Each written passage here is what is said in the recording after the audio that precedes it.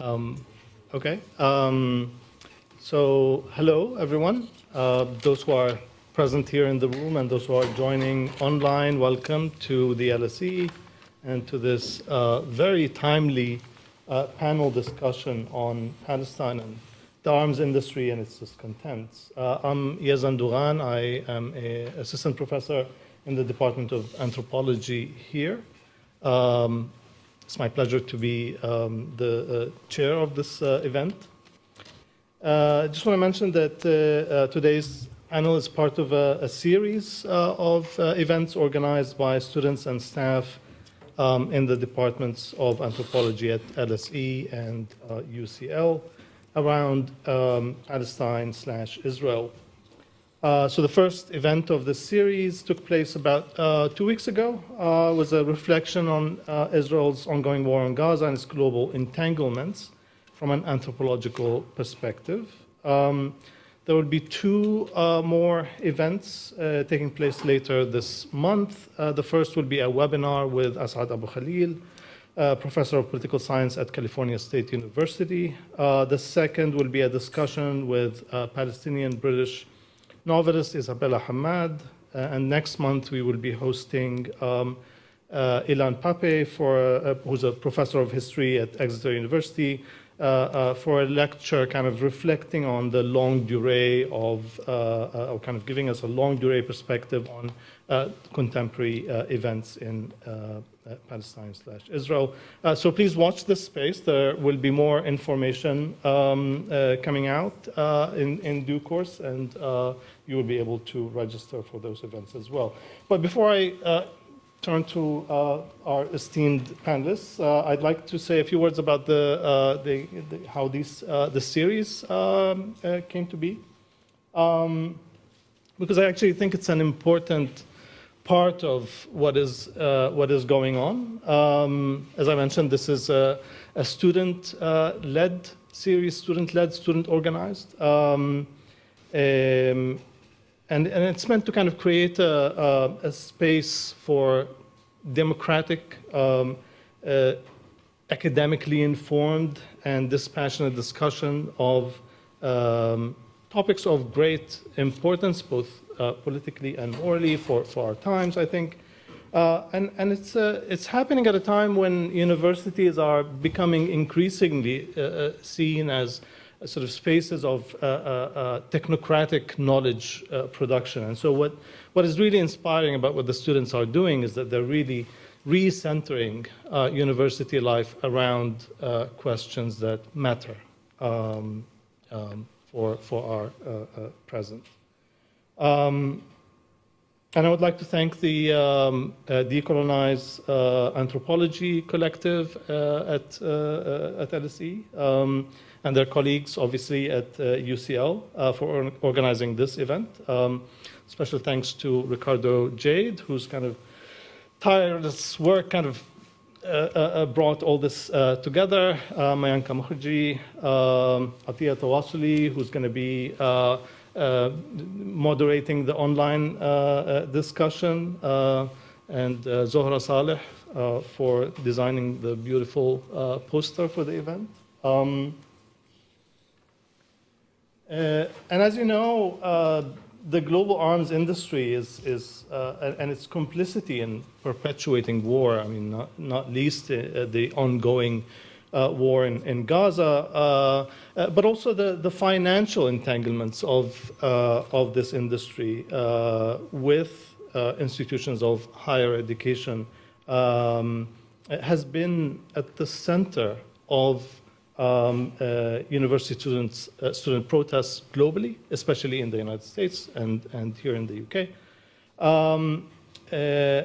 And so this is really a timely topic in so many different ways. And our panelists here have been researching the political economy of the arms industry and how it shapes international politics. So they will be sharing their knowledge and insights with all of us. So please join me in welcoming them.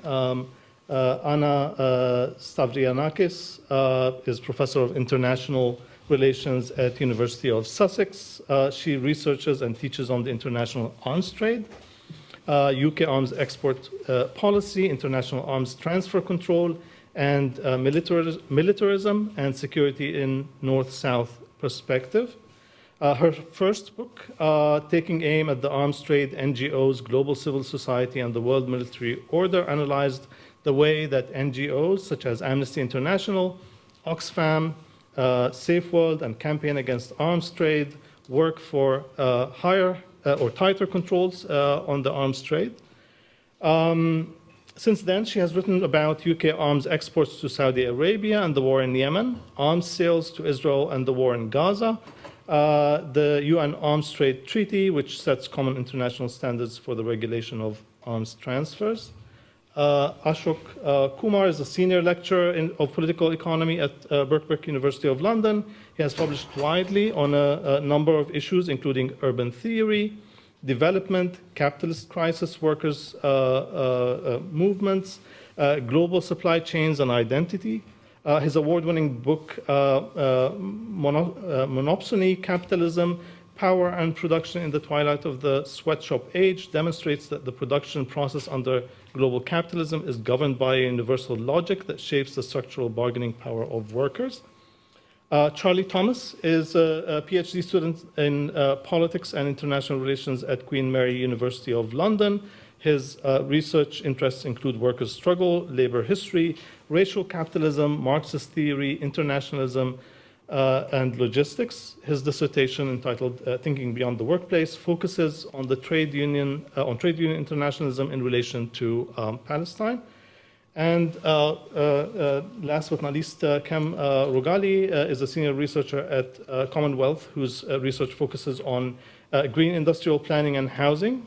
Before joining Commonwealth, Khem worked on decarbonization and energy efficiency at E3G and on housing policy at Joseph Rowntree Foundation. He holds an MPhil in World History and BA in History from the University of Cambridge. Each of our speakers will talk for about 12 to 15 minutes, maybe a bit more if they want. And then we will have a brief panel discussion before opening it up to the audience here in the room and online. So without further ado, on to you, Anna. Do I need to turn this on? Yeah, I think the mics all work. They're all on already? Yeah, yeah. Couldn't see the green light. Hi everyone, good afternoon. Hi to everyone who's joining us online. Thank you so much for the introduction and for the invitation. I won't say it's a pleasure for us to be discussing this stuff, but I'm grateful for the invitation to come and to share and learn with you. I join you today. I've come straight from the campus at the University of Sussex, where our students have today set up an encampment in support of Palestinian freedom. They've renamed Library Square Liberation Square, and it was really quite a beautiful moment. We have a weekly pro-Palestine march, and they came running out and set up their tents on the grass outside the library. It was, quite an amazing moment. I also have a second hat, aside from my University of Sussex hat. I work part-time at Sussex. I also work part-time at Shadow World Investigations, which is a research organisation based in London, headed by Andrew Feinstein, who you may know from various social media platforms. And we are there working, I just want to give a shout out to my colleagues who work there. We're working on a book on the way that the arms trade has facilitated the wars, not just in Gaza, but also in Yemen. For those of us that have been working on the arms trade for a long time, and in the UK context, thinking about arms to Saudi and the war in Yemen, which went pretty much unnoticed in mainstream media discourse, the contrast is sort of slightly jarring, and it's a kind of a weird moment to be a researcher on the arms trade, given the awfulness of everything that's being perpetrated on Palestine at the moment. So what I want to kick off with is to just give a brief overview of the UK-Israel arms relationship, the legal and political frameworks of control and why they fail, and what other avenues for accountability for arms sales might look like. So the scale of the UK's arms relationship with Israel is actually impossible to know in precise detail, partly because of challenges around transparency and access, because of secrecy associated with the arms trade, and also because the statistics are part of the political battle. So there's this very interesting and weird mirror image in the political debate. So on the one hand, when activists were trying to generate controversy about arms sales to Saudi Arabia, given their use in the war in Yemen, the argument was we can't possibly stop selling weapons to Saudi Arabia because so many British jobs are dependent on them. It's such a big part of our arms export portfolio. They're such a big customer, we can't possibly jeopardize that relationship. What's happening now, and I had the very surreal experience of trying to debate this on TV with an MP who was saying that the UK's arms sales to Israel are so meaninglessly small that he was throwing out this figure of 0.02%, which we've been scrabbling around trying to find where he got that figure from. It's so meaninglessly small that a halt to arms sales for Israel will just be shallow gesture politics, because really we don't export anything at all. And so you've got this mirror opposite of, well, we don't really sell anything. So, nothing to see here. So something weird's going on. UK arms supplies to Israel are very much secondary to the massive, completely intertwined US support. The Israeli industrial base, defense industrial base, and the North American industrial base are very heavily intertwined. And the UK arms supply is very much secondary to that. I'm not disputing that. And also to countries like Germany. Germany is the biggest European arms supplier to Israel. But UK arms exports, or the UK arms relationship with Israel, is still significant in two ways. Firstly, in terms of specific technologies or particular suppliers. So British industry provides 15% by value of every US-made F-35 stealth combat aircraft, which Campaign Against Arms Trade estimate to be worth at least £336 million so far. So bits of the F-35 plane, which we know that Israel is using on Gaza, bits of that are made in the UK. So every rear fuselage is made in Salisbury, at the BAE plant in Salisbury. We know BAE at Rochester and Kent. We know in my hometown of Brighton, L3 Harris make the bomb release mechanism. So it's not the plane, it's not the bomb, but without the release mechanism, the planes can't drop the bombs. And they're all on this open license that the government gives 79 companies that have no upper limit on the amount or the financial value of what they can sell. So these claims about, it's not really that significant, we've just got no way of knowing whether that's true. What we do know is that the UK is a significant junior player in something like the F-35 programme, which is very important to the US and we know that the Israelis are using on Gaza. The second way in which the UK arms relationship is more significant than this battle of statistics might make us think is that what differentiates UK arms sales to Israel to other controversial suppliers like Saudi Arabia is that the arms relationship is very much two-way. So there's a significant presence of Israeli companies, like, for example, Elbit, who have a presence in Britain, who for British sort of publicity purposes are counted as part of the British defence industrial base. And we know that UK politicians are worried about direct action by groups like Palestine Action against companies like Elbit in particular. And they're trying to reassure Israeli officials and businesses. We know, for example, from a Freedom of Information release that Dominic Raab was reassuring Israeli business about this whole boycott, divestment, sanctions thing. We'll stamp that out, don't you worry. So it's something that they're talking about at the very highest level. It's definitely an irritant effect. So I think those are the ways in which the UK-Israeli arms relationship is more significant than these claims about the low financial value would suggest. And in the context of the UK, arms to Israel are as much about being part of a US-led project as they are about supporting Israel per se. So one of the reasons it's difficult for the UK, you see David Cameron tying himself in knots about the legalities of arms sales to Israel. One of the reasons for that is the desire to stay on board with something like the F-35 project, to protect British involvement in that US-led endeavour.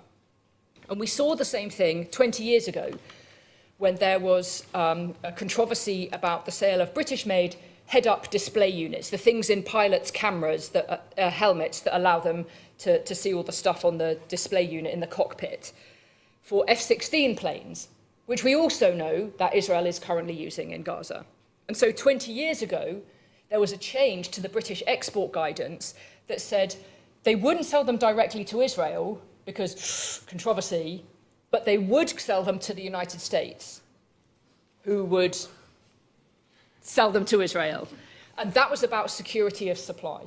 So in that way, the government tried to say, look, we're still sticking to our guidelines, but we're also protecting this supply relationship to the United States. So I think that's a big part of the picture in terms of the British state's calculations. And so what we see is an intertwining of state and corporate power. So this is as much about the UK state interest in going along with the United States in trying to support Israel, which doesn't mean it's not uncomfortable. I don't know what goes on inside David Cameron's brain, but I'm pretty sure that the Foreign Office would rather Israel wasn't genocidally attacking the Palestinians and were just being a bit milder like they did every other time before. But they're sort of stuck in, the British state feels like it's stuck in a bit of a hard place because they don't want to be seen to be breaking ranks with the Americans and with the Israelis. And so there is, the way that arms exports work is that in the UK, the arms industry is officially private. So from the biggest companies like BAE Systems to the small companies that provide, heat-treated ball bearings or paint that can survive being on a combat aircraft, those companies are all officially private. Now, the state, the government, holds what they call a golden share in the big companies like BAE and Rolls-Royce to prevent a takeover that would allow the company being directed against what the state perceives to be the state interest. But it's officially private. And so companies, arms exports are prohibited unless you have a license from the government. So the government is ultimately responsible for and in charge of saying who British-based companies can sell weapons to. There are all sorts of, in Saudi Arabia it's very pronounced, there are government-to-government agreements where actually the Ministry of Defence engages a company like BAE Systems as its prime contractor. So in the case of Saudi Arabia, BAE Systems is basically working on behalf of the state. That sort of distinction between them becomes paper thin. It's not quite the same in Israel, in the UK arms relationship with Israel. But I think we need to think about the state and the arms industry really as working hand in glove, which doesn't mean that there aren't arguments between them.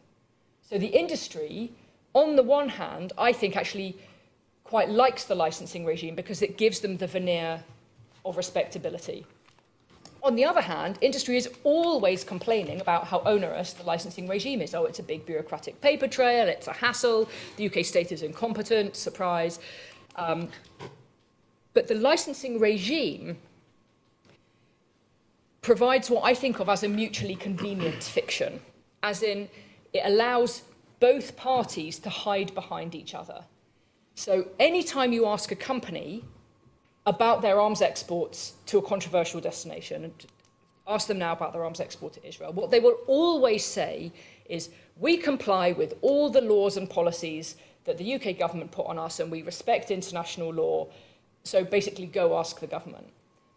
Ask the government about their arms export controls, the default answer that you get verbatim is, the UK operates one of the most robust control regimes in the world. Like, look it up, that's literally what they say. And when you ask them about the detail about exports to specific countries like Israel, or about specific companies like L3 Harris in Brighton, or like BAE Systems, they say, sorry, can't tell you, it's commercially confidential. So you've got this mutually convenient fiction between the state and the private industry, the ostensibly private industry, that allows them to do this merry dance. They have arguments between themselves, but they are laughing in the face of the rest of us, basically, because it's a pretty narrowly parameterized set of arguments that they're having. So the regulatory framework the key thing that we would be talking about in relation to arms sales to Israel would be either in terms of the criterion that says that the UK will not issue an arms export licence where there is a clear risk that the weapons might be used in a serious violation of international humanitarian law. That's sort of the main nub around which it revolves. And you might think, if you were a reasonable person looking at publicly available evidence, that everything that we've seen since October in the Israeli response to the Hamas attacks of the 7th of October, that clear risk that weapons might be used in a serious violation, that risk threshold would have been crossed. But what we've seen over the years is that each round of violence, so every Israeli assault on Gaza, is treated as a blank slate. And so they say there's no evidence that says that in this round they've used UK-supplied weapons to commit specific violations that we can evidence and point to that would mean we had to suspend arms exports. And it's been I've tracked the changing justifications over the years, and it sort of goes, the relationship with the arms relationship with Israel cuts across both Conservative and Labour governments. The justifications vary a bit by political hue, and there was a time when there was a bit of hand-wringing and, oh no, we'll do a review. Okay, we'll do a review. Let's revoke some licences.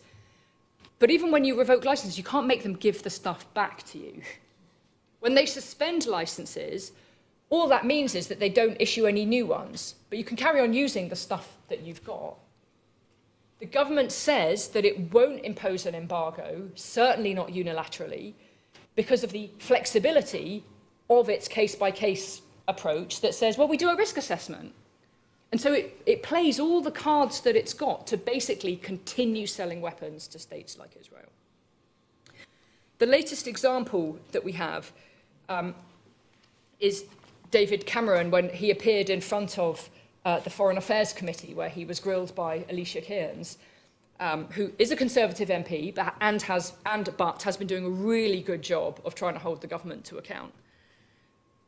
And where we're up to at the moment is that we know that Foreign Office lawyers have told the Foreign Secretary, whose job it is to make a recommendation to the Business Secretary about whether she should grant arms export licences.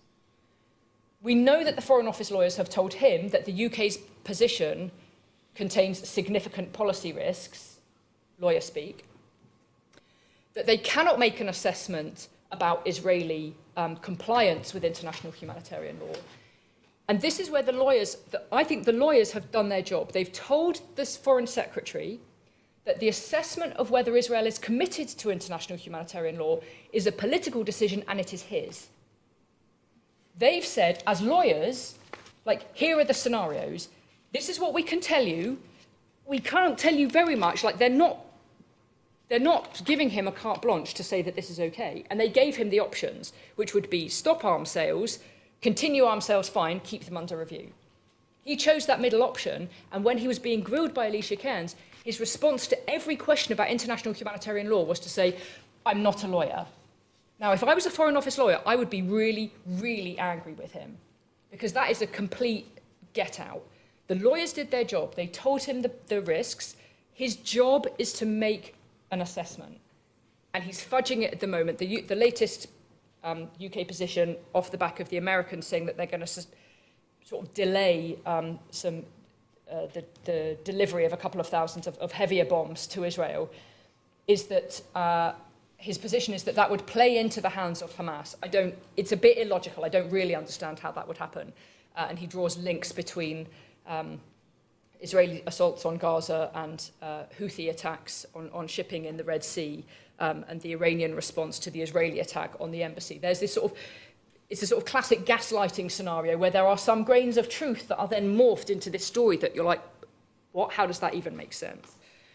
So the government is really kind of tying itself in knots to try and keep allowing arms sales to Israel. Remember, these arms sales that aren't worth very much. So I'll close on a couple of alternative avenues of accountability. I happen to think it's actually really important that Parliament keep plugging away at this. You know, I believe in parliamentary democracy, to get Parliament to hold the state to account for the rules that it has itself held it to. Other avenues include the legal route. So Al-Haq, a Palestinian human rights organisation, is working with the Global Legal Action Network, and they have won permission for a judicial review of arms exports to Israel, and that will likely be heard in October. Now, that legal route is slow, and it's already way too late, but it does, it chips away at the legal framework for all of this. There's also, fabulously, industrial action by civil servants. So officials at the Department for Business and Trade, whose job it is to assess these applications, are sort of organising for some sort of industrial action against their employer for basically making them do illegal things. Again, like civil servants, not your classic protesting rabble as strikers are portrayed to be. So I think that's a really significant move as well. And then we have the docker strikes, who are refusing to handle shipments of weapons. We have real uptick in direct action against arms companies themselves. We've seen them in Brighton, we've seen them in Rochester, we've seen them sort of all over the country, like a real mushrooming of ordinary people, ordinary workers saying, not in our name, this is not okay. And then we've got the campus protests that are springing up all over the place, who are demanding divestment, not just from the arms industry, but also from any sort of company that's involved in Israeli occupation of Palestinian land. So I think those alternative routes to accountability are to be sort of thought of alongside these efforts for parliamentary accountability. I'll leave it there. Thank you.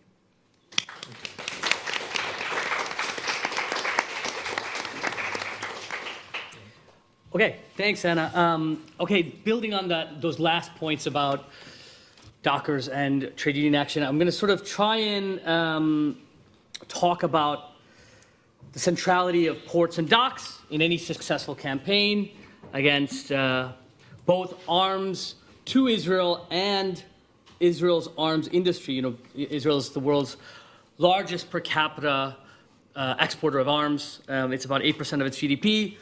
A second point is that it's, I'm going to try and emphasize the central kind of point of strategic choke points, that these strategic choke points are increasing the vulnerability for disruption, which is advantageous to us when you compare it to previous campaigns. I'm specifically thinking about the campaign against South African apartheid in the 80s, primarily in the 80s. And lastly, why, the organized working class are sort of central to any kind of campaign, effective campaign.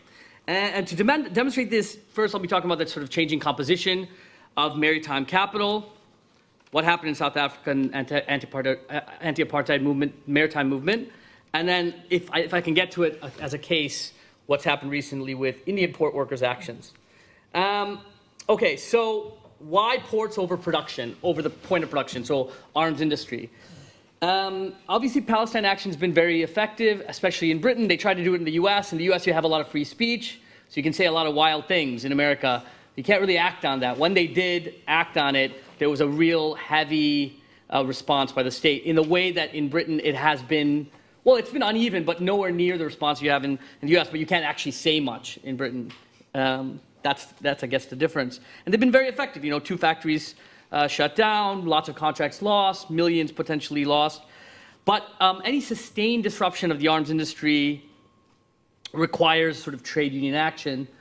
And it's just not in the self-interest of trade unions in the arms industry to stop production. I mean, in fact, if you look at the US and Britain, unfortunately even recently, those industries have actually been lobbying for more contracts and more arms. And if you build it, if you create the arms, you're gonna move those arms and try and sell it because having inventory of arms that aren't sold is unprofitable. And so there are obviously notable exceptions. I mean, people may have heard of the Rolls-Royce factory in East Kilbride in Scotland, 1974. There's a Hawker Hunter engine that they refused to fix that was destined for Chile, Pinochet's Chile, 1974. They'd successfully not done that. There's a great documentary about this called Ne Passerán. Check it out if you haven't. The reason why that was successful, however, is because, one, it was a small part of its total production. The second reason was that it was peripheral, not core to its production. It wasn't a core function. They weren't producing the engine. They were refurbishing and fixing an engine. So if it's a core function of production, management and owners would potentially come down very hard on the union. And the union was run by communists, which obviously is great, but like it's not, you don't normally have arms factories run by communist unions. Anyways, and also you've seen it happen already. So if you look at the Belgian unions, the three biggest transport unions in the country in October announced that they would not move arms by air, water, and land. And then the government of Wallonia, that's the French-speaking parts of Belgium, canceled 2 ammunition licenses and banned future arms transfers. Same in Barcelona. October, dock workers refused to move arms. Spain was one of the first countries to refuse to ban arms exports. I think those you can't disarticulate those two, right? Those are very and also the Dutch government in terms of the F-35 as well banned it, but that came out of court cases.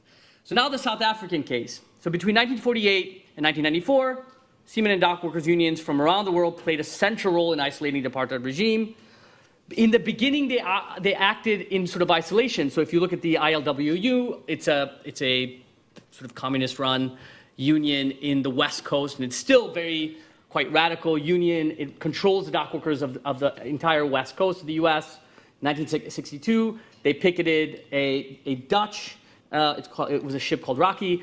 Famous case where they picketed it and refused to move goods from onto South African goods onto the U.S. And so there were sort of these isolated cases, and it wasn't until 1985 that you had the creation of the Maritime Unions Against Apartheid. It was sort of spearheaded by the Danish Seafarers Union, Dockers Union, and then it was supported by the British and the Australian. And then by 1984, by 1985, they had a conference in London. 35 countries' unions came there, and they decided that they would target South Africa's key vulnerability, which is oil. South Africa has lots of natural, wealth, but they don't have oil, and that's a key vulnerability. They were going to target that, and crucial to this was the sort of Amsterdam-based Shipping Research Bureau, who this MUAA and the unions affiliated helped support to research where exactly the primary transports were, secondary, and you started seeing South Africa and companies try and move things in a clandestine fashion. So you need the research arm to find out where these clandestine oil transports were occurring. And it was highly effective. It was highly effective in trying to sort of strangle the South African economy. So now to the present. So you have Ansar Allah, Houthis, let's call them the Yemen Armed Forces. So the Yemen Armed Forces is the first time in history that you've had a successful naval blockade from an organization that does not have a navy.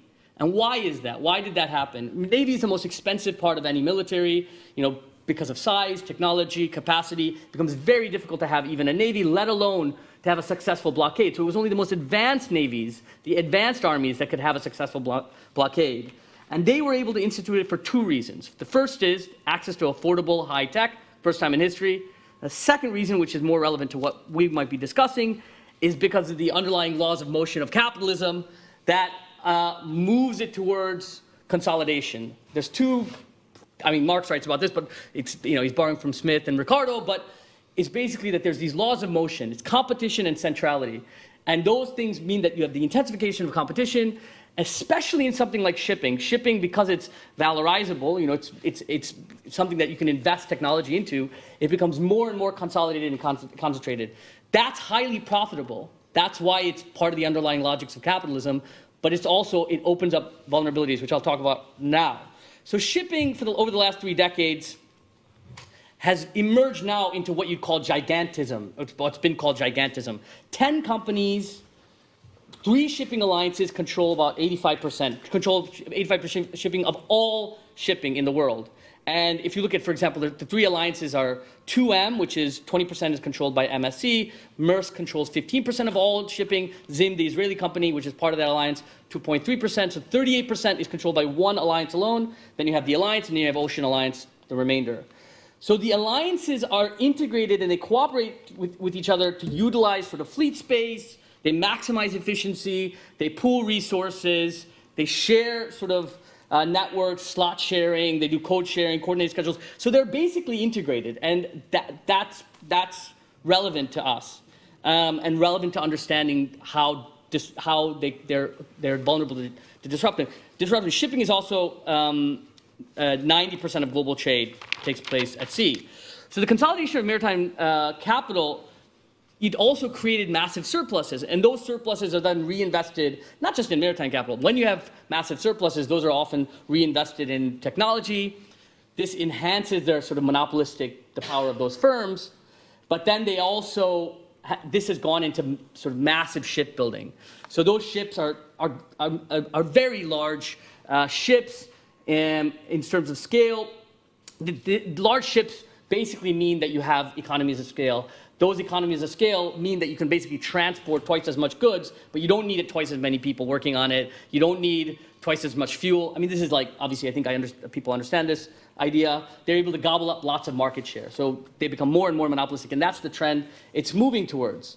So there's like two parts of shipping. There's bulk shipping, which is like, you can see it as sort of taking a taxi. So it's contract and contract basis. There's small firms, unsophisticated, highly volatile. But what we're interested in here is liner shipping, which is more like a bus or a train.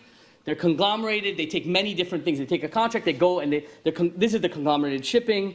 They transport final and semi-final products. So like they might transport shoes or shirts or drones. So they're vertically integrated, and that means that they are not only ships, but they're like cargo handling, warehousing, agents, etc.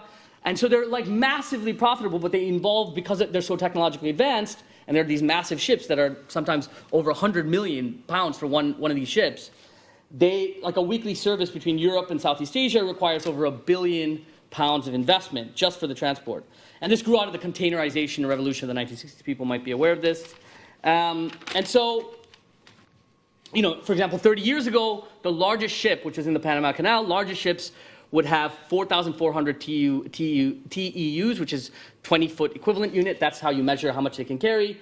Now it's 6 times that at 22,000.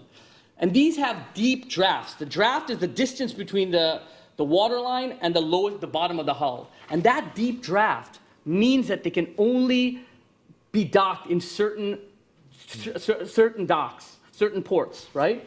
That means, okay, ports are basically what you call strategic choke points. If I'm a crane operator in some village, moving containers from one thing to another, or I'm a crane operator in a dock, I have way more power in the dock because it's a critical choke point in the economy. It can choke the economy. It can bring the entire economy to its knees, potentially, which you've seen in like the ILWU in California, for example, when they go on strike. So Israel has 6 ports, but only 3 deep water ports: Ashdod, Haifa, and Eliad. Eliad is basically collapsed because of the Yemen blockade, Yemen armed forces blockade.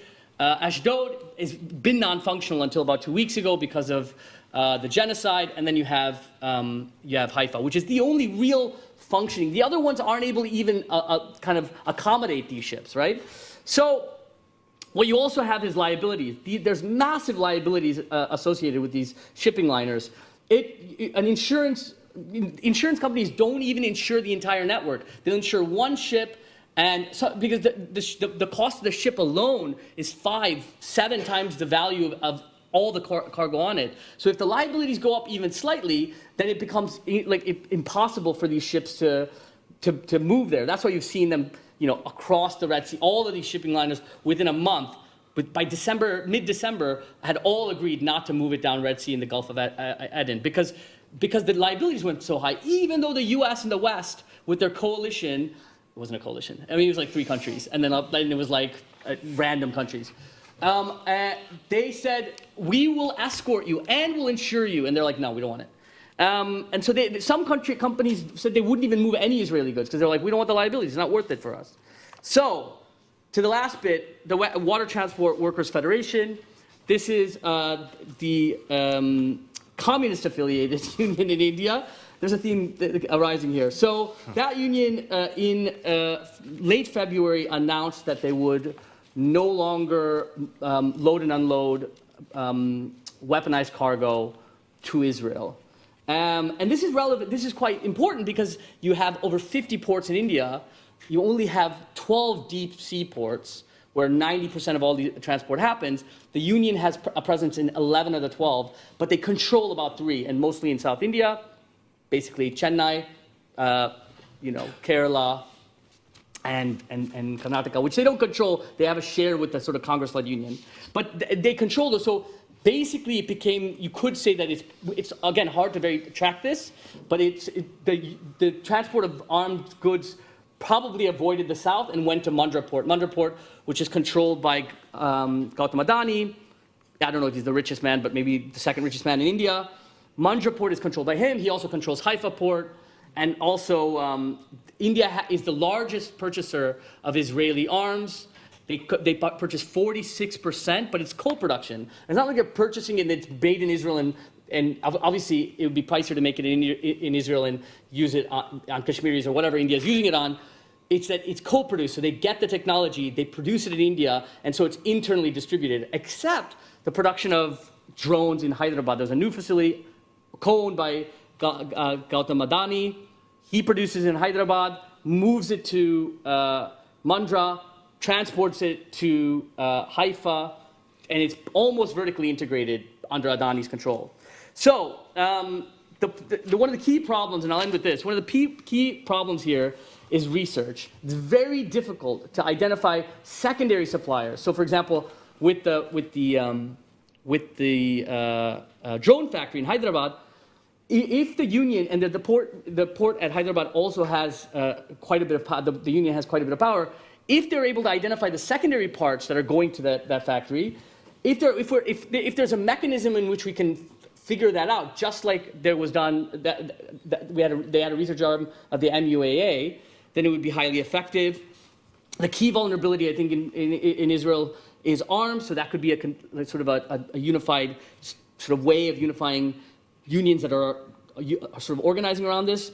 And basically, you need research, and you need more unions to sort of support some kind of campaign like this, and it could really dent not only the Israeli economy, but also the Israeli war machine. Thanks.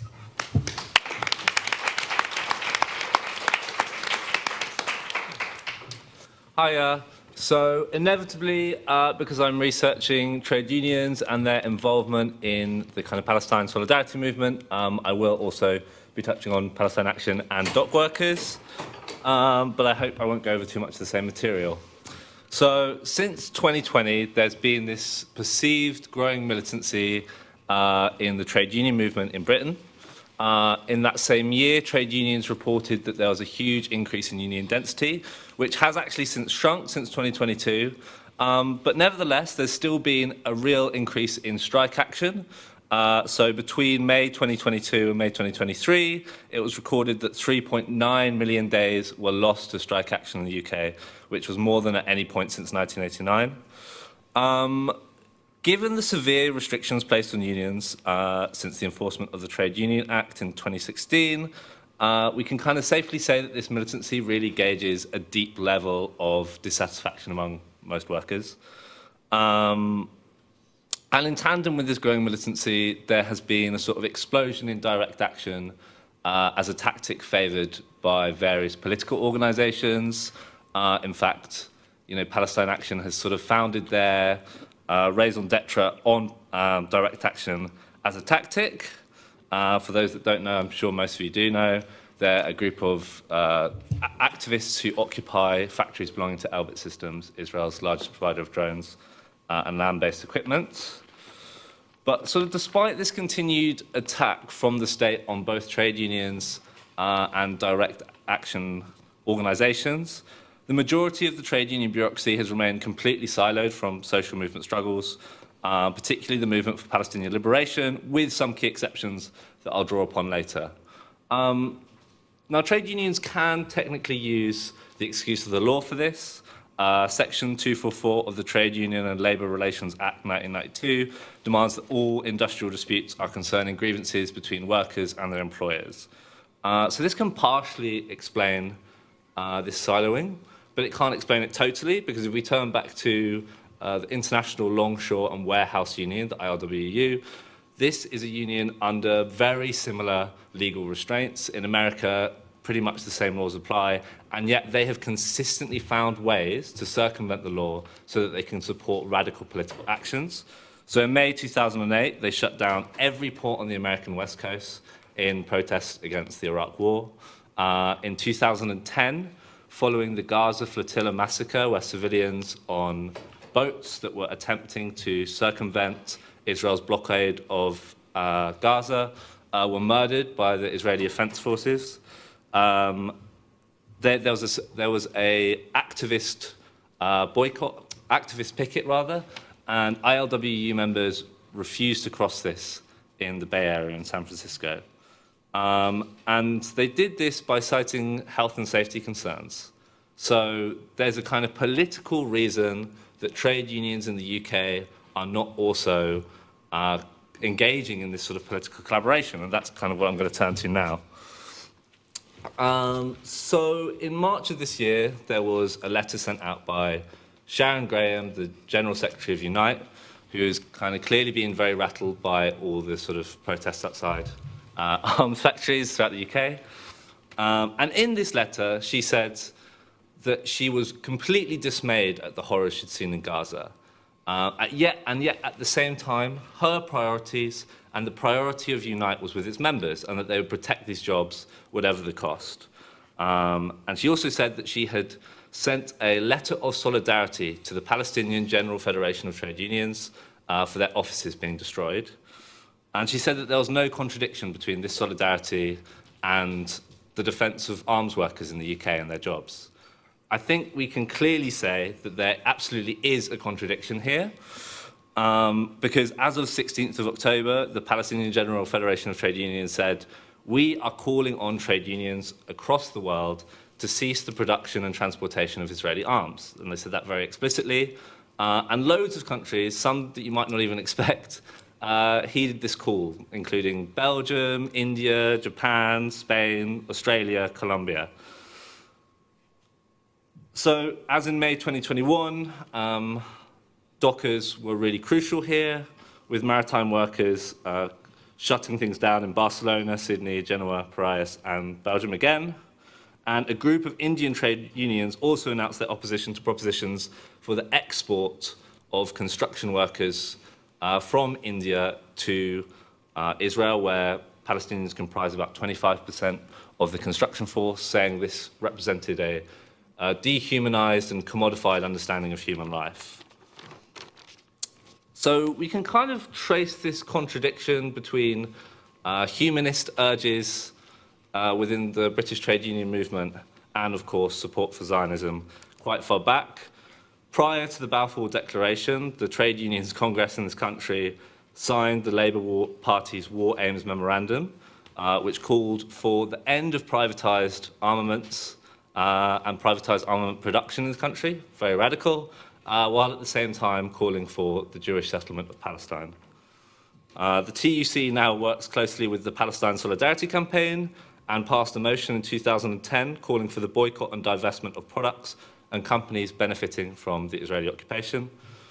Similarly, following an Executive Council meeting in June 2019, Unite committed to boycotting Hewlett-Packard for its provision of computer hardware to the Israeli military and police forces. And again, in 2023, Unite reaffirmed its commitment to BDS. But despite these changes, Unite and the TUC have continued to defend the so-called defence industry. And in 2022, the TUC passed a motion led by GMB calling for an expanded investment in it. So I now want to turn to something a bit more positive, which is the notable glitches within this broader trend in the trade union movement and what sort of guidance they can offer us. So as many of you might have seen last week, the Fire Brigades Union General Secretary Matt Rack sent out a directive informing firefighters in Leicester that if Palestine Action was occupying a roof, which they frequently do in Leicester, at a factory belonging to UTAX, a subsidiary of Elbit Systems, if they were occupying that roof, then it was not their duty to go and help police. And in fact, discouraged members from doing so. Something very similar happened in 2021 from the Leicestershire Brigade chair, a guy called Graham Vaux, who similarly said, yeah, don't go and help the police, that's not your job. We believe Palestine needs justice. And so I interviewed some FBU members in 2021 to try and get a better understanding of how it was that they developed this trade union that was able to do things like this. And this is kind of the general responses that I got. So one of the recurring themes was the fact that a lot of people really understood their job as a calling and really felt motivated by becoming firefighters, by these ideals of the sanctity of life. And I think this can kind of explain, to some extent, why you have groups like Healthcare Workers for Palestine emerging, because these aren't necessarily people who are married to capital in the same way as defense industry workers, right? They're public sector workers, and part of their jobs is protecting lives. It's also an unofficially closed union, like the RMT. So people didn't say it explicitly, but they kind of said, look, if you're a firefighter, you're expected to join the FBU. And if you join the FBU, you're kind of expected to come to these political education events. And loads of firefighters I spoke to said that it was really at these educational events with the trade union that they had sort of political awakenings. I remember this one guy, Colin, was telling me, you know, he was a real young man, he's quite depoliticized, but he went to an event where they'd organized a group of Colombian trade unionists to come to the UK. And he was like, yeah, it was there that I kind of understood myself not just as a fire brigade union member, but as a worker struggling against capitalism with other workers. And there are these things called the Solidarity Awards, where people are really commended for all their sort of political actions. So that includes firefighters who've sort of intervened in the Mediterranean and done migrant rescues there, and also other firefighters who've walked Palestinian children to school in the occupied West Bank. And I kind of got the best sense of the FBU's position from a guy whose name was Lee Hosey Pickett, who has written a book and has maybe the best name that a firefighter involved in trade unionism can have, which was that, like, the nature of firefighting is that you are also involved in a struggle against the neoliberal state. That, you know, from 2012 to 2021, they slashed the budget for the firefighting services by 30%, 10,000 jobs have been lost. They really understood the state to be their enemy in a way that arms workers didn't. And I guess there are some learnings we can take from this, as well as some limitations. So we look at Palestine Action's capacity to not only occupy UTAC's factory in Leicester, but also to galvanise large groups that the fire services are asked to remove, to blockade the outside of it. They've really played on already existing local identifications. They've used posters which said things like Elbit Systems, tested in Palestine, used in Kashmir, and this has been really important in drawing people out. The collaboration with the FBU has not necessarily been hard won by Palestine Action, but dependent on existing work FBU members have already undertaken, because there has been a real struggle. It's not like a magically great union. There are some real right-wing figures who've emerged out of it, such as Paul Embry. But there can be work done by social movement activists, deepening their ties with trade unions. So a great example I like to look at is in 1995, when the Mersey Docks and Harbour Company sacked 500 dock workers. They were sacked because they had gone on strike because 22 dock workers had been sacked, but they were subcontracted to work on these docks. And their struggle lasted from 1995 to 1998. They really were not recognised at all. There was a complete media blackout. So at some point, a dock worker representative went down to London and met with members of a group called Reclaim the Streets, who are like very different in orientation to a group of socialist dock workers from Liverpool. They were sort of environmentalists and anarchists engaged in sort of pushing against the idea of the enclosures and the domination of cars in our society. But they're very good at direct action. And so they agreed to occupy a series of docks for 3 days. And because the dock workers have been basically locked out from doing something similar, at which point they've waved red, green, and black flags from the roof of the buildings there to represent the sort of, coalition of anarchist, socialist, and environmentalist struggles. So we can do it. You know, if you're a social movement activist, you can engage in trade unions. They're not going to bite your nose off necessarily. And yeah, I think this blockade politics is really important. We have to think about kind of blockading the flows of capitals, which is essentially what happened when Reclaim the Street activists decided to help the Liverpool dock workers out with their struggle. And I guess I'd like to kind of finish with saying that, like, firefighters, logistics workers, healthcare workers, they're all really great allies in the struggle against the Israeli arms trade, but there are real limitations to what we can do. As Ashok was saying, you know, we really need research into where products are being moved. There's a real limitation to what dock workers know. Since containerization, they don't necessarily know if a container contains, you know, a load of arms heading to Israel. So I think the most powerful call yet would come from arms workers themselves. Now, they're kind of seen as this immovable object, but in the 1970s, many within the sector were calling for diversification from military to civilian production, not necessarily motivated by an anti-imperialist politics necessarily. And I think basically our task now is to thread together a short-term project of disrupting the supply chains of Israeli genocide with a more long-term task of seeking collaboration through which we might enliven, support, and expand existing calls for a just transition from arms workers themselves. And yeah, here I guess I'll pass you over to Khem, who I think is a bit more well-positioned to talk about those sort of things.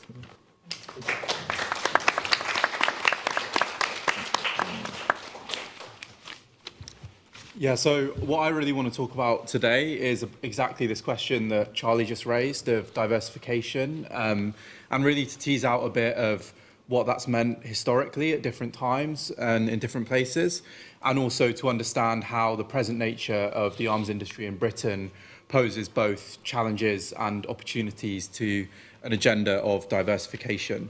And also, as Charlie said, to try and understand how this more long-term demand could operate alongside the essential response to the Palestinian trade unions who've asked for an arms embargo to Israel. So I'm going to kind of briefly discuss what diversification actually means, to talk through also two kind of historic high points of that political agenda, both within the trade union movement in Britain and outside, and then also to talk about sort of recent developments within the military industry and their implications for this kind of politics of a just transition or politics of diversification. So this term defence diversification or arms conversion, as it's being called in kind of different places, different moments, can really mean three different things.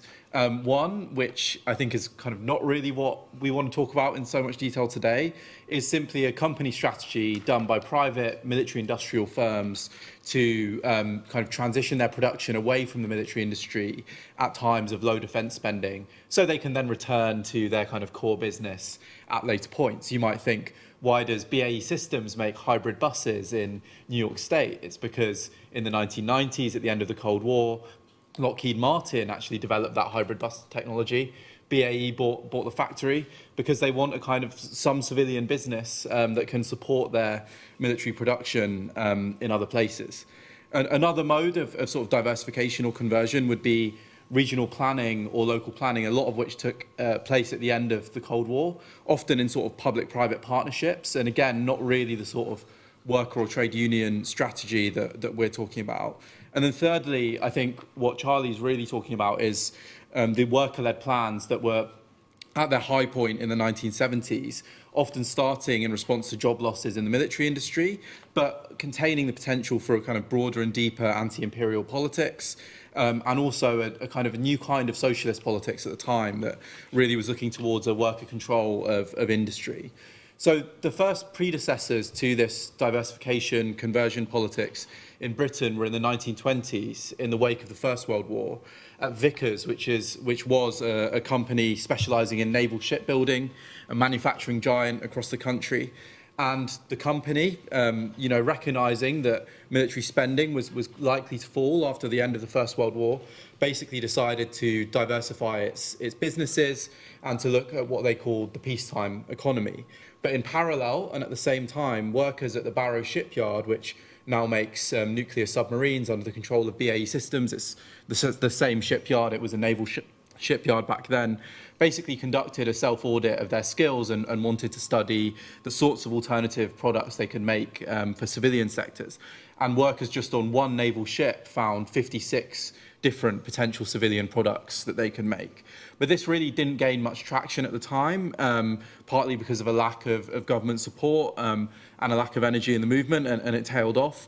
So the first high point that we would come back to is around 50 years later, starting off in the early 1970s and kind of peaking in the late 1970s around workers at a company called Lucas Aerospace. So to sort of set the context for that, what we're talking about is sort of post-war Britain and its big manufacturing industries that don't really exist anymore, many of which were nationalised, many of which were closed shop for their workers. So as part of my job, I study this potential of a just transition in the military industry, and I do interviews with workers who are working in the industry at present, as well as former stewards like the Lucas stewards. And the current workers will still talk about the closed shop, but we're far, far away from that now. Lucas Aerospace wasn't a nationalised company. It was a private company formed by the Harold Wilson government, sort of consolidated into an industrial giant, and it had this aerospace segment which made parts for military planes. And even though this was still a moment that historian like David Edgerton's called the warfare state, where you had relatively high military spending and sort of the use of military spending to maintain industrial employment in certain areas, workers at Lucas Aerospace had basically faced from that moment successive periods of job losses and sustained job losses. So the trade union was aware of the vulnerability of their jobs, and basically they formed this combined committee of workers across the country who were invited to kind of work together and to coordinate together between professional workers, workers on the shop floor, and you also had workers from different sites. And they were all invited in a move that really pissed off the union bureaucracy, pissed off the Labour Party, by Tony Benn to the Department for Industry in 1974. Because Tony Benn didn't want to talk to the union leaders anymore. He wanted to talk to the shop stewards about whether their company could be nationalised and whether that would benefit them in the long term. And basically what the workers said and what that shop stewards combine said was it was an interesting yes and answer to the question. It was, yes, nationalisation might be a sort of useful path for us, but what we really need is control of production and control of investment in production to safeguard our jobs in the long term. So what they were kind of advocating for was a new model within this context of a post-war consensus where you did have a certain degree of nationalisation of key industries, and they saw that actually that didn't necessarily get them the benefits that they wanted. But what's also important to recognise is that these workers in the arms industry at that point were focused on saving jobs. When I speak to some of them, they were like former RAF pilots who really were just wanting to keep their job rather than thinking about a kind of deep anti-imperial politics in that mid-70s moment. But as they developed the plan over subsequent years, the sorts of products that they were kind of proposing to make were really visionary, things like heat pumps, dialysis machines, and they developed a sort of internationalist politics out of this idea of a transition away from military production.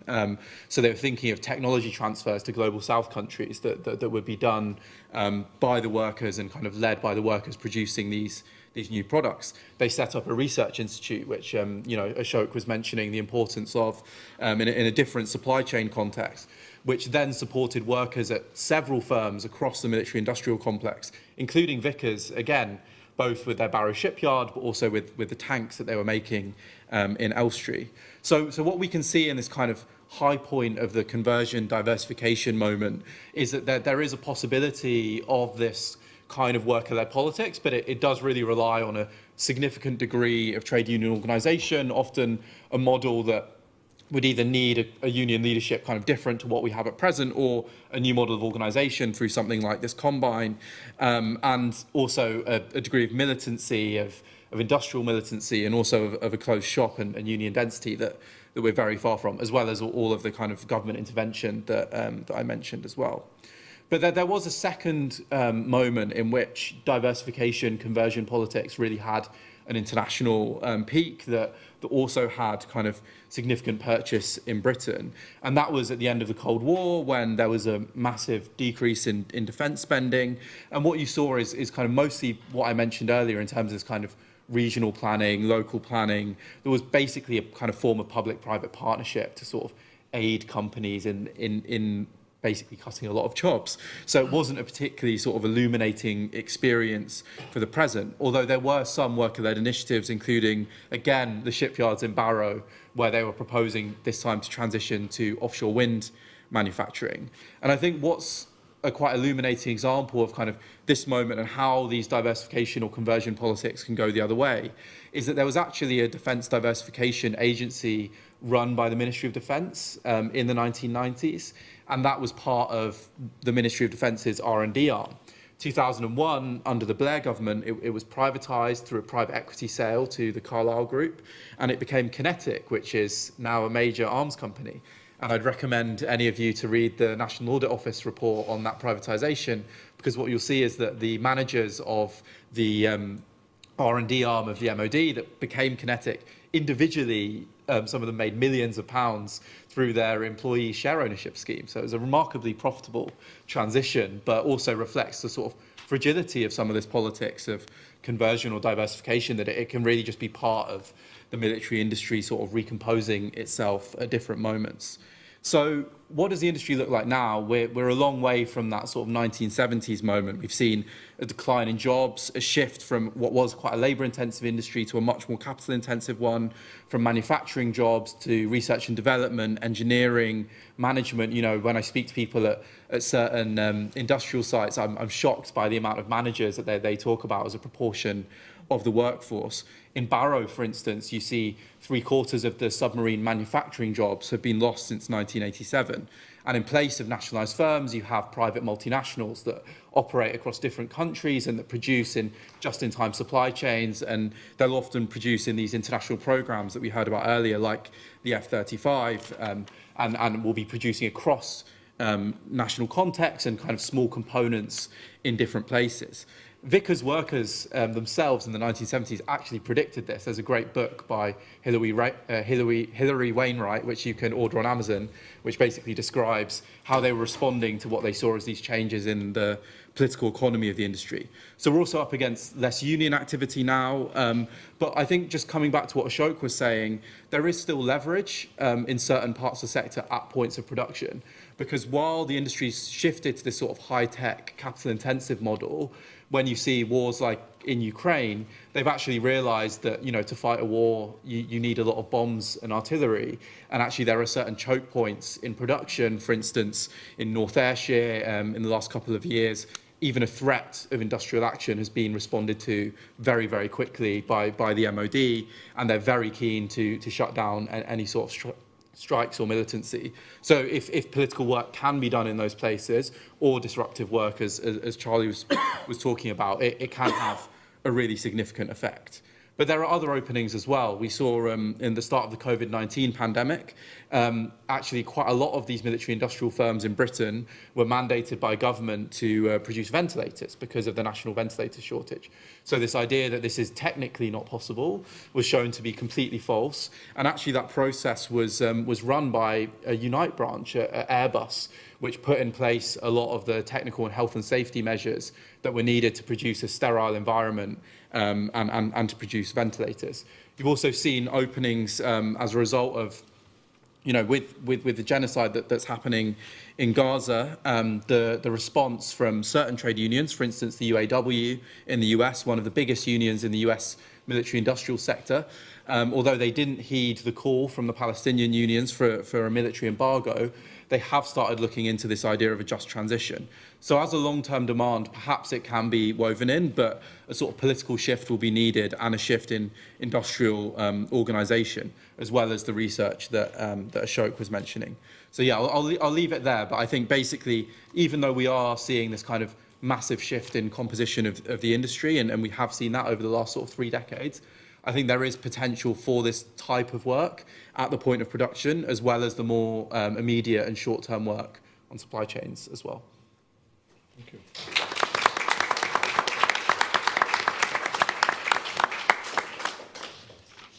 Yeah, thank you so much. I don't know if any of you had any comments to any other panelists. One thing that struck me in the whole discussion is the tension between, law and kind of more the more kind of technical side of decision making and intervention, and the more kind of disruptive activities that union workers can engage in. So Anna, you talked about the legal action is a possible avenue, although in the US they tried it. It didn't work, and it was specifically because the court said that the court cannot make political decisions. That although the court in California said that there's a plausible genocide taking place, ultimately stopping arms sale is a political decision that the court cannot weigh in on. And the law is also kind of involved in limiting the space of disruptive action that union workers can actually engage in. What constitutes a justifiable disruption versus something that is illegal. So, maybe kind of just to start the conversation, how do you see this tension kind of playing out in practice in your different kind of sites of research? Should I start? Yeah, it's a really good question. I think it speaks really to that kind of double-sidedness of law, that law, I would say, the law is kind of, in the main, the law is used as a tool of power by the powerful against the powerless to restrict the movement for action. What we've seen in the previous judicial review cases in, for example, UK arms sales to Saudi Arabia, is the quite extreme deference of the judiciary to the executive, which says that as long as there is some process, it doesn't really matter what the outcome of that process is, as long as you can show that you sort of did the basics of your job in that you did a risk assessment, but it doesn't really matter that the outcome of that assessment is really quite absurd. So we do see the deference of the court to the executive, which then made me wonder initially, why then would lawyers and human rights groups, coming fairly soon off the back of the Saudi Arabia judicial review, why would they take the judicial review route? And I've had some really interesting conversations with people about different jurisdictions. So in other countries like Belgium, if you to do it in the Netherlands, the Netherlands, there's been a really amazing court victory where a Dutch court has ordered the Dutch government to halt the supply of Dutch parts for F-35s. But I don't know. There are sort of ongoing debates about strategic litigation and the point at which you would decide that it's the odds are too stacked against you. I think the benefits of legal action are it does throw grit in the gears of the state. It's a distraction. It requires resources, both material and human. There is always the possibility. So some of the stuff that we know about David Cameron's indecision came out of the first round of hearings in the Al-Haq judicial review. So it's a way of forcing the release of information.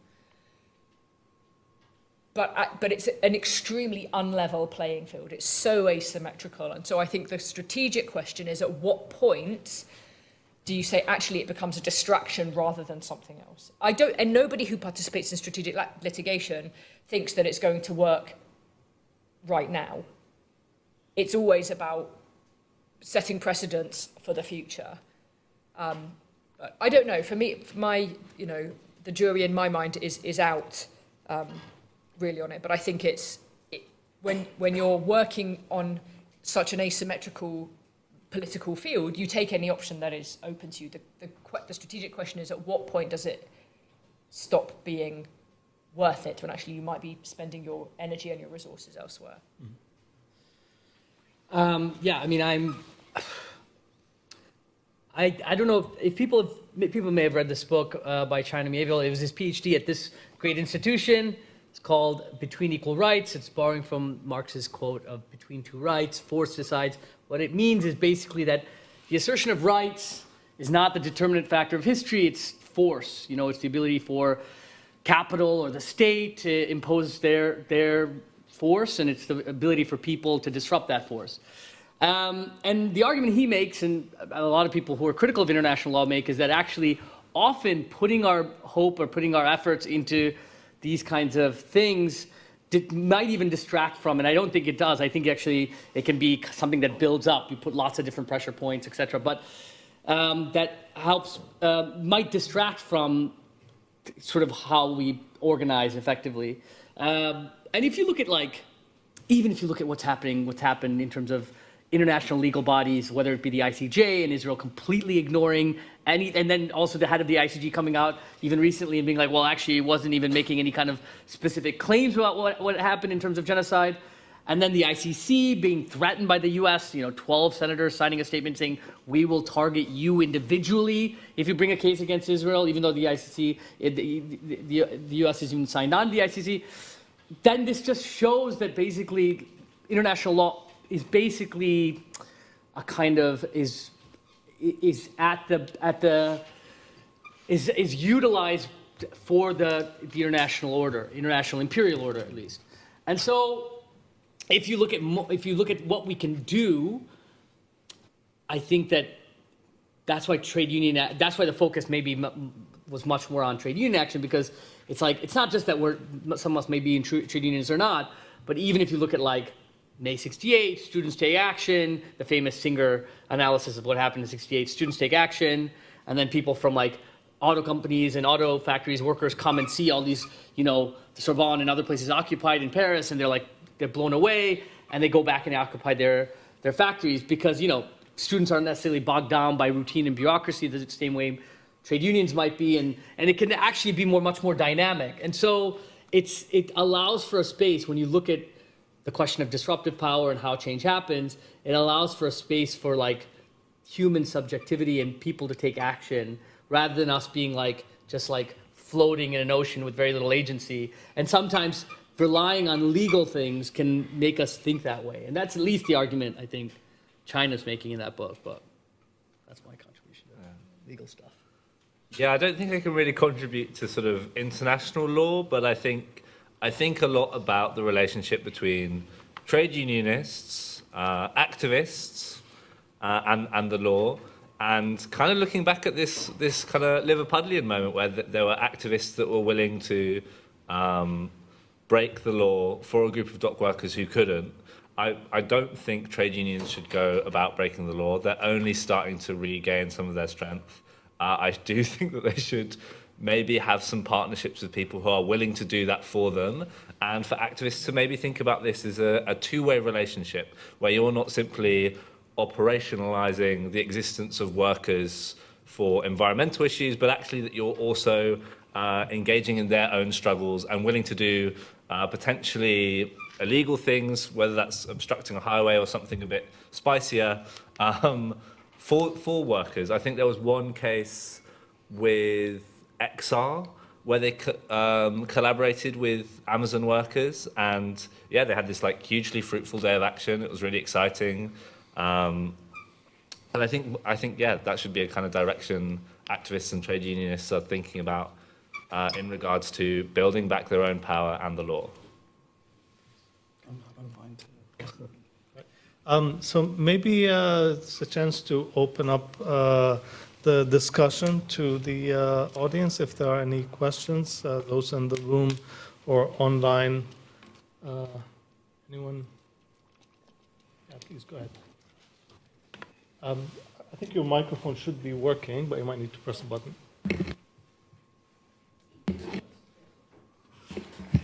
Yeah, thanks so much for the presentation. It's really insightful. I'm just wondering if the panel or any of the panel can comment a bit on the role of the university in how they're entangled in these dynamics. And I understand that they have complicit investments and all that, but what I'm trying to understand is why are some universities pushing back harder compared to others who have conceded to some of the students' demands and so on?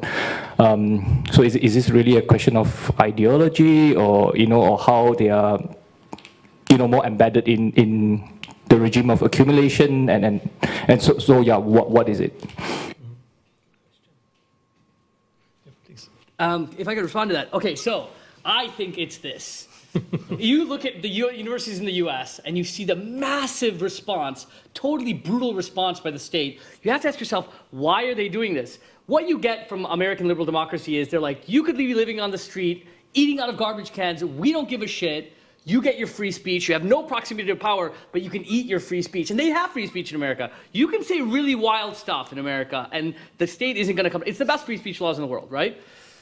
But what happened here is it's clearly free speech. In America, the history of the American student movement, you could say, is not like the Italian or British or French tradition where they occupy buildings and make them these sort of fast-track apprenticeship programs for activists, etc. What they do is, if you look at Dow Chemical in Wisconsin or you look at the Berkeley Free Speech Movement, they occupy spaces for very short periods of time that are critical in the circulation of the university. Those occupations are sit-ins, then they're sort of dragged out. So they're like demands, they're not like occupations in the way you see Europe. So what this did wasn't even disruptive. They're encampments on places that aren't even obstructing people's ability to walk. And my theory is basically this, that if you look at the US universities are much more powerful than British universities, and they're central in the circulation of capital. You look at, for example, Columbia, it's like some $9 billion endowment. Harvard has a bigger endowment than like a dozen countries. I mean, it's like a dozen countries' GDP is mental, right? Here, it's just not the case. LSE is the most profit-generating university in Britain other than Oxford and Cambridge because of assets. I'm saying profit-generating, not assets, and it's something like 10 or 15 million. It's nothing. It's dwarfed by comparison in the US. So that's why it's more central in the US in terms of its power. But then you're like, why did they react so brutally? Because clearly you react brutally. Anyone who's studied American history knows that the civil rights movement really exploded during the Albany movement in the South when Bull Connor and other people brutalized SNCC and other radical movements. And then it blew up. So people were like, even liberals were like, white liberals like, oh my God, this is horrible. So they're like coming out, and everyone's coming out. And so it really explodes. So it sharpens the contradictions. So why would a liberal state like America sharpen the contradictions instead of just ignoring them? It's because you have a donor class. And it's honestly this. You look at, for example, Northeastern. Northeastern University has this one donor.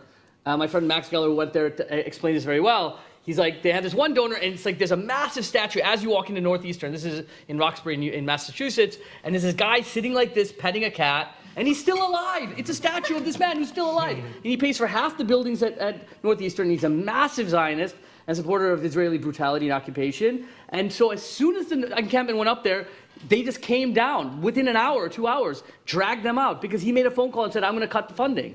So these universities are heavily reliant on this donor class. This donor class who believe that the Palestinians are Nazis and the encampments are Nazis and they have to be responded with force. And they're just transferring the same response they're having with Israel to these students here. And they generally think they're like this existential, it's an existential threat, these students in these encampments. And they're putting pressure, and that's the only explanation, because there's no other explanation. You can't make the argument that it's because they're threatening American geopolitical power, because you can make that argument during Vietnam, where beating up a bunch of hippies was probably more palatable in the sort of ego ideal of American public than it is now. So even then, they didn't really do it. Really, they didn't. I mean, of course, Kent State, there's really violent things that happen in American history, but not this uniform thing. Whether you're Ivy League in Columbia and Harvard, brutality, or UT Austin, a state university in Texas, or Pomona State in a liberal state like California, all of it, response was the same. Brutal, violent, arrests, So that's the only kind of understanding I have to explain this kind of disjuncture between Britain and Americans' responses. Yeah, and all that I would add to that is that in the UK, kind of separately from the crackdown on students and the kind of protests on Palestine, if we want to look at the connection between universities and the military-industrial complex, what I'd say in the British context is that in the long term, you wouldn't have a military-industrial complex without the role of the universities.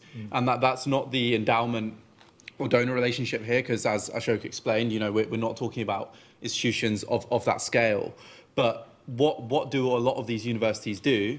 Produce essential R&D for the military-industrial firms. And you look at engineering faculties, you look at research institutes, and what their projects are, and they're basically just doing free work for private arms companies that will profit and rely on them to produce the essential research to develop their products. It's a complete overlap. Like when I speak to people who work in military industry, they're very aware that these kind of new product lines, these new jobs, they wouldn't exist without these partnerships and the role of universities. And there are very specific universities, Strathclyde, Sheffield, that have closer relationships.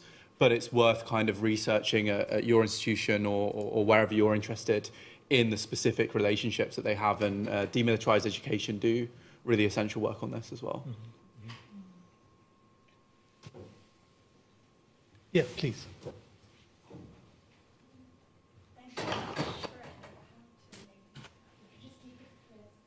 This one? Okay, great, thank you.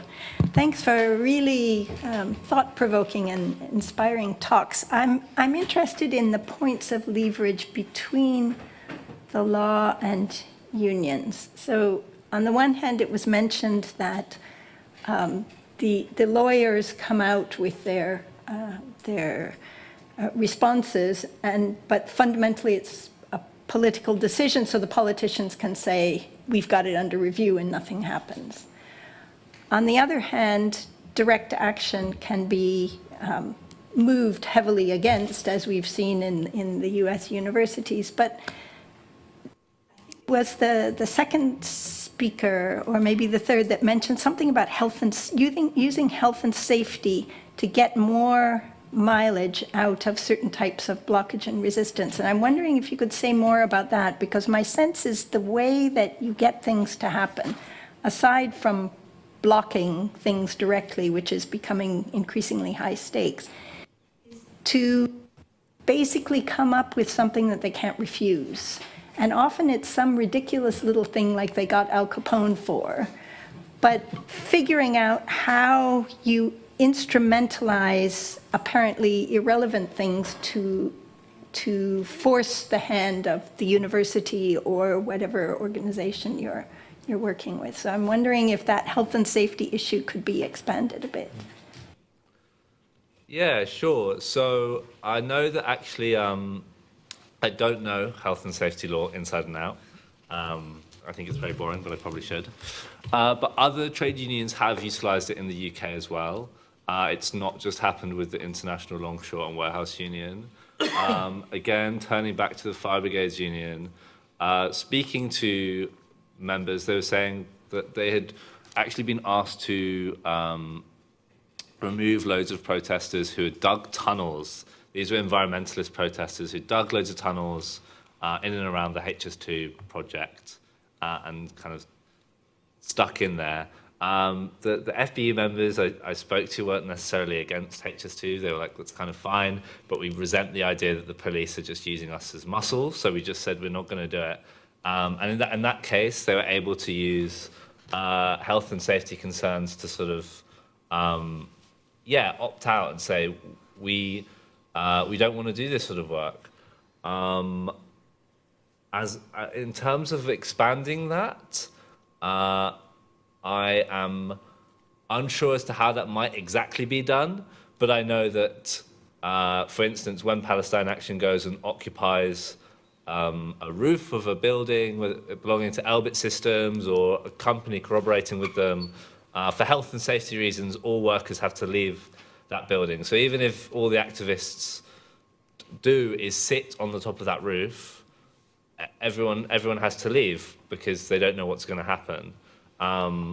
So I think, potentially there are avenues, here in the future for collaboration. I know members of Palestine Action have been very hostile to collaborating with trade unions and have said that this isn't possible.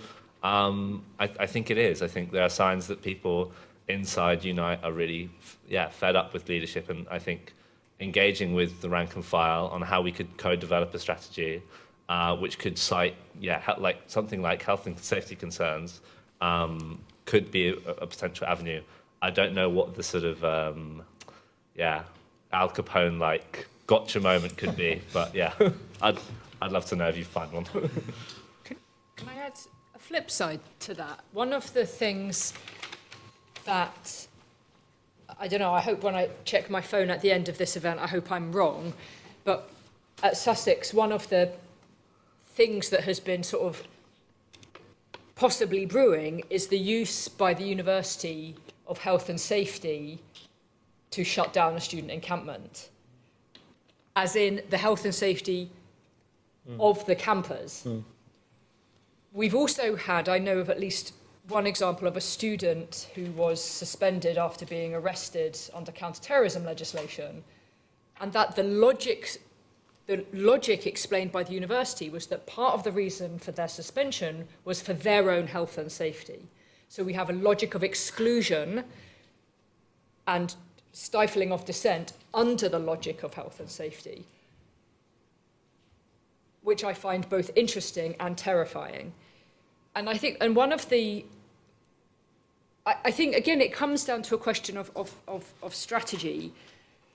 My question about this is, how can I make our university administrations enact their duty of care to all of us? That those who are setting up an encampment have a right to protest. And it's a sort of weird inversion of the university's no position. To my mind, it's perfectly possible to take a position, especially as an educational institution, on the eduside as one of the sides happening in Palestine at the moment. It's perfectly possible as an educational institution to take a position on eduside, on scholasticide, if you don't want to take a position more politically, quote unquote, on a genocidal war, that is still completely open to free speech and diversity of opinion. But let's have an accurate naming of the problem. Like, you can say what you want within the bounds of the law, but let's have, at least a partway politically adequate naming of the problem. And so I think that the issue, that for me, the things I worry about trying to mobilize these seemingly sort of technical or irrelevant logics to advance agendas is how do we also, how do we re-politicize, how do we re-energize our ability to have meaningful political debate? And I think and I was starting to think about this when I think, Charlie, you raised it at the end, and then Khem, you picked it up, this question of short-term disruption versus long-term collaboration. The urgency of the situation now, it has to all be about disruption. How to then move, if we're talking about, with university managers or with arms workers, to a process of collaboration where we can work together and that the university can end its partnerships with Israeli companies or universities and increase its scholarships for Palestinian students and so on. How can activism, at the moment, the sort of the factory blockades are very much in the shame on you mode. Now, if I was a worker and someone came to my gate and shouted shame on you, blood on your hands in my face, like, even if I had qualms, that would probably make me feel pretty defensive. That there was an intersubjective element to this. And I'm uneasy about they know what they're doing, they just don't. At a certain point, we have to engage in intersubjective communication and about like what we think is happening here. But I think the difference in universities when we are staff and students is that there is a very clear hierarchy, that university managers are quite clear, obviously in positions of power over us in some way. Anyway, so I went off on a slight tangent, but I'm not sure, basically, is the unhelpful answer about health and safety. Thank you. I'm going to take an online question and then come back to you, Manka. One question from our online audience. Our organization, from Farzana Rahman, our organization is an accrediting organization and has unfortunately accredited big players in the arms industry, some of whom have been referred to by the panelists. We tried unsuccessfully to challenge the management's position on de-accreditation. They held their line. What other methods, solutions could we pursue to convince our management that de-accrediting arms manufacturers would be the right thing to do? I suppose this is a question from an LSE student, is it? No? Okay, because I'm not sure which organization they're referring to. But any thoughts? I mean, I don't know what type of accreditation that they're talking about, so this is potentially with a pinch of salt, but I think one of the interesting dynamics that Anna mentioned earlier is the kind of, when we're talking about this malleable field of international law, which seems to kind of mean anything these days. Obviously, one of the kind of attempts at the ICJ to challenge the Israeli genocide has also had implications at a worker level, and in terms of what the PCS are doing with workers who are directly working on arms export licenses to Israel, is that the workers themselves are saying that they could be at risk of complicity in genocide, and that kind of argument holds in different parts of the military industry more broadly. So whether that is something that could be lent on in this kind of accreditation context, then I don't know. But I think they've replied on the chat as well, so maybe we get more detail.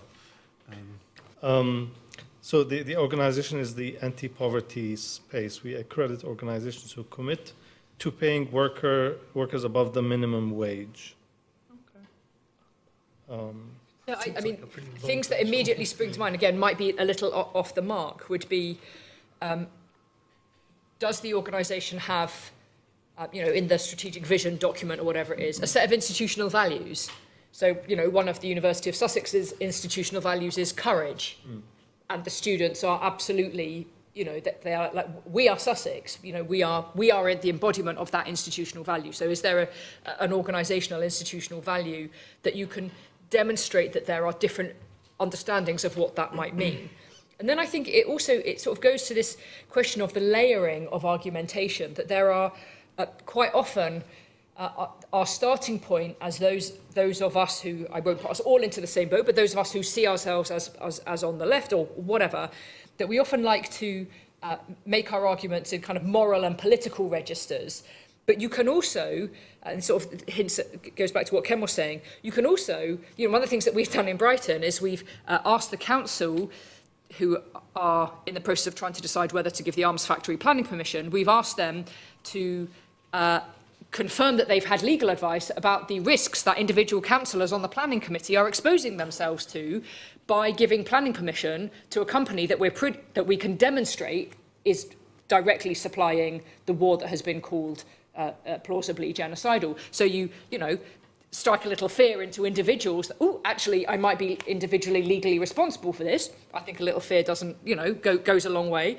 And then appealing to self-interest. Does this organisation, what reputational damage would come from this? Like, to not be afraid of we don't need political purity. The institution doesn't need to agree with our political position for them to do things that can be more in line with where we want them to get to. So this is like a health and safety argument. Yes. Thanks. Yeah. Just one more thing to mention, which is with these forms of accreditation, it's kind of shocking, that you think that arms companies would want accreditation that they pay above the minimum wage, which seems to be their legal responsibility anyway. But they really care about ESG. And there's been a big sort of scandal within the military industry of the last few years that the military industrial complex basically complaining to the government in this country that they're losing out on private investment because of ESG criteria. So the Ministry of Defence basically convened a roundtable of CEOs from arms companies as well as big investment firms like BlackRock, et cetera, to tell them that not only should they still be investing in these companies and kind of ignore, whatever this ESG stuff, we know it's fake anyway, that they should be complying with this criteria, but also that actually arms companies are an ESG investment because they're a social good that defends Western values and defends democracy. So there's a real battle being fought over this stuff at the moment. So all I would say is don't underestimate how much they care about these strange forms of accreditation and strange forms of criteria that often we know are extremely flawed, if not just completely mythical. It's still worth the fight sometimes. Thanks. Monica, did you want to go ahead? Thank you so much.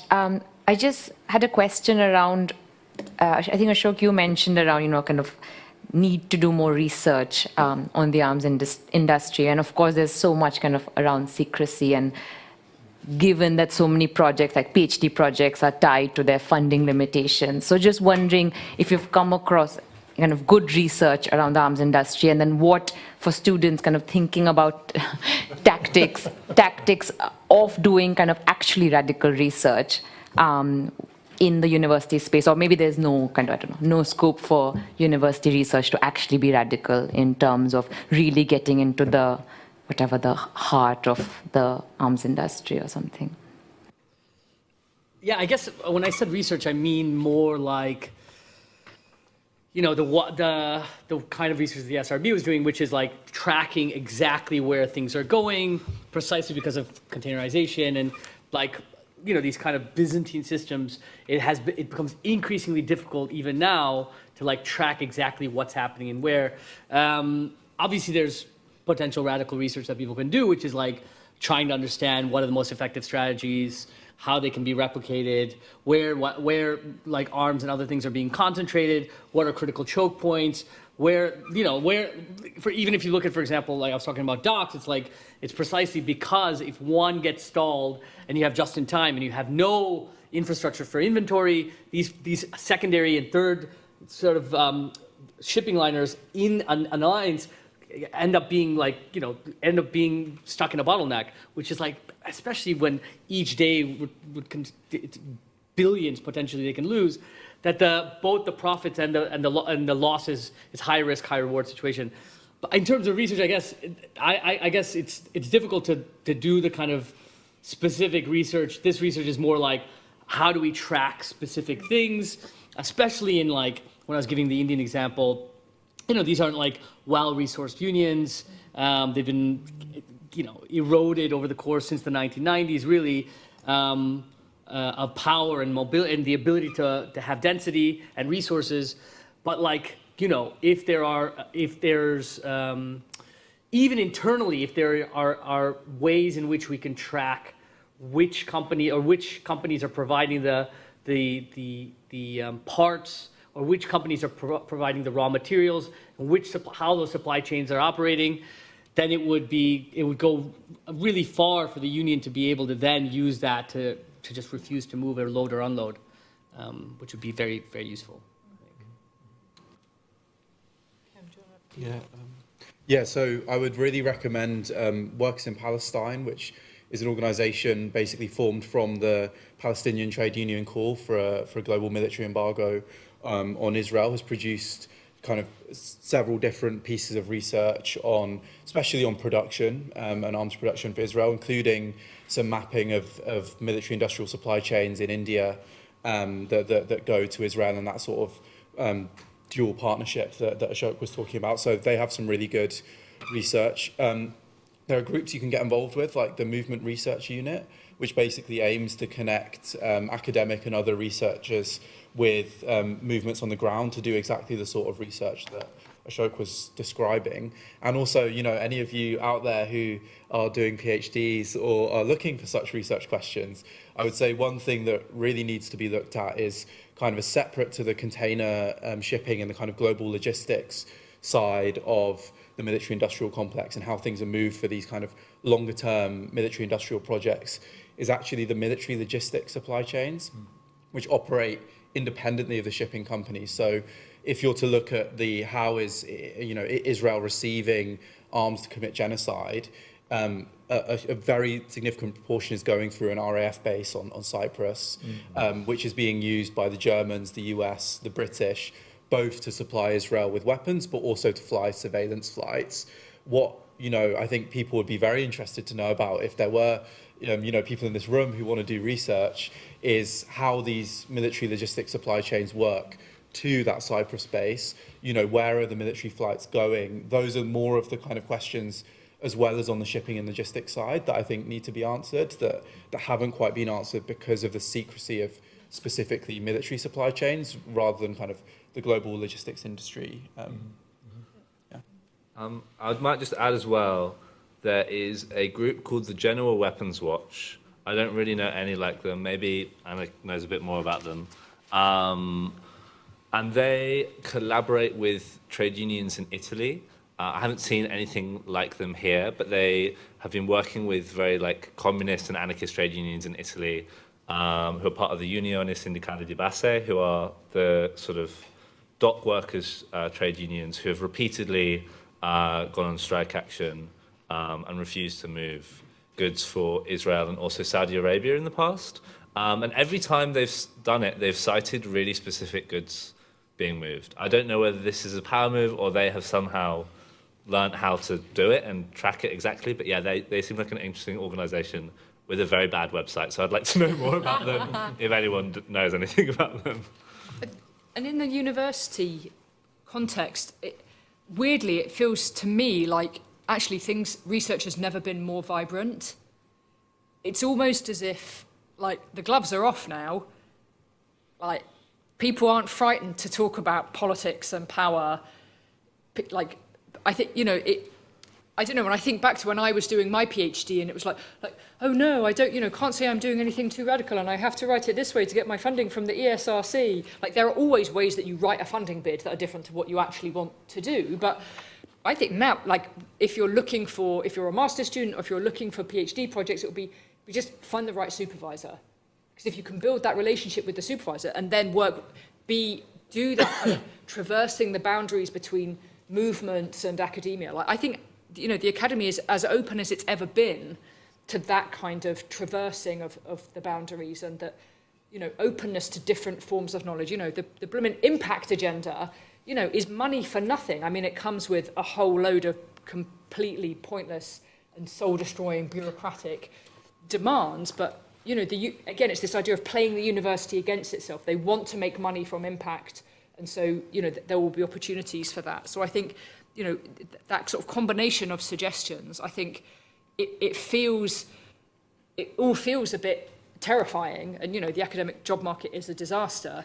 But in terms of those who have academic positions, certainly in my department at Sussex, that people are supervising all sorts of amazing projects. And I think it's partly a function of, the world, and it's really visible. And, people have been writing about arms sales to Israel for decades, but they are now publicly visible in a way that they haven't been for a long time before. So it's that kind of, that extreme polarization. So I would say, if you're interested, explore it, reach out, have conversations with people, be clear about what you want from research, what movements you want to be part of, for whom are you producing knowledge. Go for it. Yeah. Just one very quick thing, which is that if there's a way that you could factor into a project to get institutional access to shipping databases or an institutional subscription from an institution like the LSE, that's a massively materially beneficial thing that people at LSE could do, or similar institutions. Any more questions? I think it's us handing the baton over to you. We have a couple more minutes. I have a thought, actually. And Mayanka kind of raised the question of secrecy, right? And how do you have access to information about the arms industry, military sort of logistical networks and so on. But there's the other side, which is about ambiguity.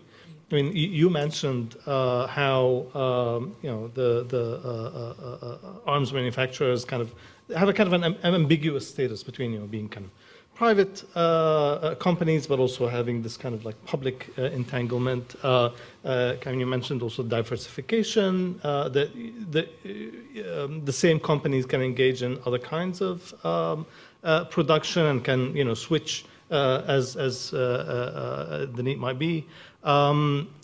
but in terms of the entanglement with universities, there's the financialization of education. That sometimes it's universities, especially in the U.S., are ways to whitewash, money that comes from the arms industry. It can certain kinds of research that is done in universities also has this kind of dual use.